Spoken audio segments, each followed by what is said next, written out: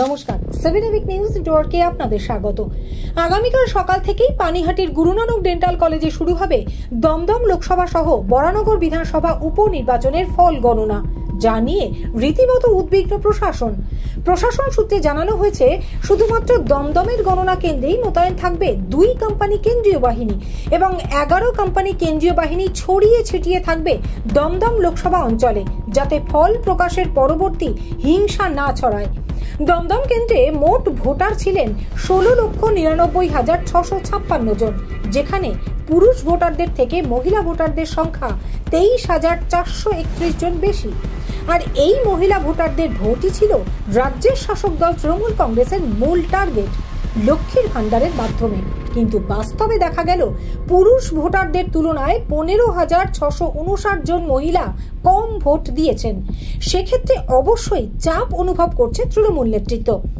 দমদমে মোট ভোটের হার 73.81%, যা গতবারের তুলনায় প্রায় 4% মতো কম। চিন্তার ভাঁজ সমস্ত প্রার্থীর কপালেই। তাই ফল ঘোষণার পর অশান্তির আশঙ্কায় দমদমবাসী। কিন্তু তৃণমূল বিধায়ক, রাজ্য বিধানসভার মুখ্য সচেতক নির্মল ঘোষের দাবি, তারা জিতছেন এবং কোনো রকম অশান্তি হতে দেবেন না তারা।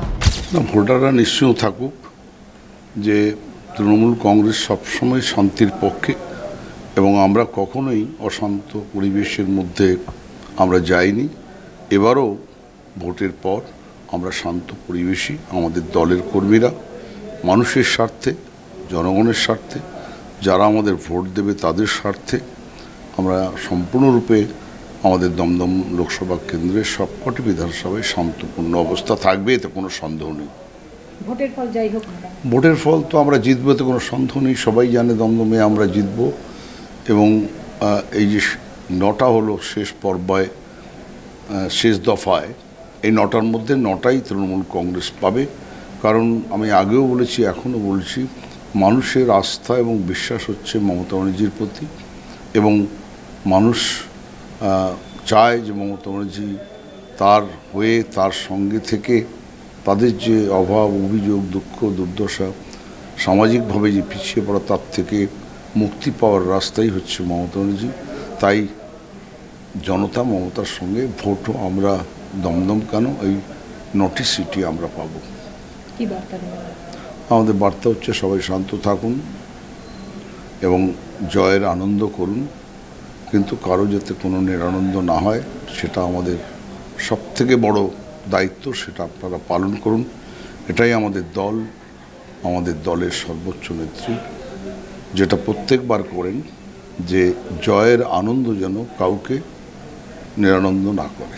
পাশাপাশি বিজেপি নেতা জয় সাহার দাবি, তারা কোনো সময়ই হিংসার রাজনীতি করেন না, জয়ের পরেও তাই শান্তি বজায় থাকবে। দেখুন, 2021-এর নির্বাচনের পরে তৃণমূল কংগ্রেস যেটা করেছিল, তাদের কর্মীরা সেটা জানে তারা কি করেছিল। তো কালকের ফলাফলে তো আমাদের জয় নিশ্চিত। আমরা ভায়োলেন্সে বিলিভ করি না।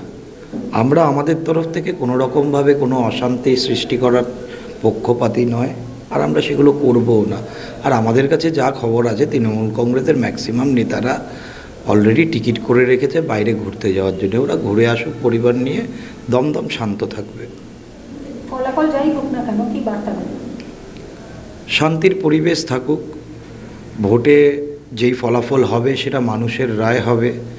মানুষ ভোট দিয়েছে, দমদমবাসী দেখেছে, সাক্ষী আছে। ম্যাক্সিমাম জায়গায়, কিছু জায়গা ছাড়া ম্যাক্সিমাম জায়গাতেই ভোট ভালোই হয়েছে। ফলাফল যেটা হবে আমরা আমাদেরটা মেনে নেব, ওরাও ওদেরটা মেনে নিক। অশান্তি যেন না ছড়ায়, একটা সুস্থ পরিবেশ যেন থাকে, সেটাই আমাদেরও চেষ্টা থাকবে, প্রত্যেকেরই চেষ্টা থাকা উচিত। সিপিআইএম নেতা অনির্বাণ ভট্টাচার্যের গলাতেও শান্তির বার্তা। তার কথায়, মানুষের ভোটে সুজন চক্রবর্তী জয়ী হবেন, কিন্তু যে কোনো রকম অশান্তির বিরুদ্ধে তারা রাজনৈতিক লড়াই জারি থাক, কোনো আক্রোশ ছাড়াই। এই সমস্ত কিছু কাউন্টিং এজেন্টদের পৌঁছানো, ভেতরে কাজ করা এবং তারপরে বাড়ি পৌঁছানো, তারপরে এলাকার ল অ্যান্ড অর্ডার ঠিক রাখা, সবটাই ইলেকশন কমিশন এবং প্রশাসনের দায়িত্ব। তারা সেই দায়িত্ব পালন করবেন। আর আমাদের দিক থেকে আমরা একটা স্বীকৃত রাজনৈতিক দল, স্বাভাবিকভাবে আমাদের একটা দায়িত্ব থাকে। আমরা বামপন্থীরা, আমাদের জাতীয় কংগ্রেস, আমরা যে দায়িত্ব পালন করা উচিত শান্তি বজায় রাখার জন্য সেই দায়িত্ব অবশ্যই পালন করব। বাকিদেরও আবেদন করব যে রাজনৈতিকগতভাবে অন্য যারা প্রতিদ্বন্দ্বিতা করছেন তারাও যেন সেরকম দায়িত্ব পালন করেন, তাহলে কোনো সমস্যা হওয়ার কথা না। ফলাফল যাই হোক না কেন কি বার্তা দেবেন ভোটারদের? বার্তা তো ফলাফল আমরা তো প্রত্যাশা করছি মানুষ যেভাবে ভোট হয়েছে পানিহাটি সহ দমদমে তাতে সুজন চক্রবর্তী জিতবেন, এটা আমাদের দৃঢ় বিশ্বাস। এবং তারপরেও আমাদের অনেক কাজ বাড়বে, স্বাভাবিকভাবেই মানুষ যদি দায়িত্ব দেন আমাদের প্রার্থীকে, আমরা সেই দায়িত্ব পালনের যোগ্য হয়ে উঠব, সেভাবেই দায়িত্ব পালন করব। মানুষ যা চান, যা প্রত্যাশা আমাদের দিক থেকে, সেটা আমরা পালন করার চেষ্টা করব। আগামীকালের জন্য বার্তা? আগামীকাল আমাদের সভ্য সমর্থকরা বাইরে থাকবেন, অপেক্ষা করবেন, আমরা ভেতরে থাকবো কাউন্টিংয়ে। অবশ্যই সকলে আমরা যাই হোক না কেন আমরা দায়িত্বশীল ভূমিকা পালন করব। আনন্দ যেমন অতিরিক্ত আবেগ থাকলেও সেটা যুক্তি নির্ভর হবে এবং তাকে সেইভাবেই রাখা, এবং বাকি অন্য কিছু হলে অন্যরকম হবে। ফলে আমাদের সমস্ত সমর্থক বন্ধু দরদি যারা আমাদের ভালোবাসেন বা বিরোধী দলের মানুষ যারা আছেন, সকলকেই আমরা বলবো এটাই যে নির্বাচন তার একটা ফলাফল থাকবে, কিন্তু সামাজিকভাবে আমরা সকলেই আমাদের অঞ্চলে একসাথেই বসবাস করব। স্বাভাবিকভাবে ভবিষ্যতেও যাতে স্বাভাবিক পরিবেশ বজায় থাকে এবং আমরা সকলে মিলে একসাথে বসবাস করি, যেভাবে সেভাবে শান্তি বজায় রেখেই থাকতে পারি, এটা আমাদের দায়িত্ব থাকবে। ইলেকশন কমিশন প্রশাসনও তার দায়িত্ব পালন করবেন, আমরা সহযোগিতা করব। এভাবেই সুস্থ স্বাভাবিক স্থিতিশীল অবস্থা থাকবে, এটা সকলের কাছে আমাদের আবেদন থাকলো। সব মিলিয়ে এখন অপেক্ষা আর মাত্র কয়েক ঘন্টা, তারপরেই পরিষ্কার হয়ে যাবে কার দাবি মান্যতা পেল বা কার কথা শুনলো তার দলের কর্মী সমর্থকেরা।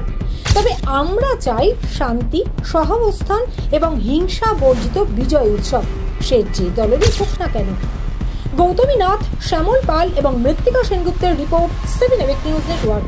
আরো বিভিন্ন খবরের আপডেট জানতে হলে অবশ্যই সাবস্ক্রাইব করুন 7 AVEC নিউজ নেটওয়ার্ক চ্যানেলটি, কারণ আপনাদের একটা সাবস্ক্রিপশন আমাদের কাছে অত্যন্ত মূল্যবান। জয় হিন্দ।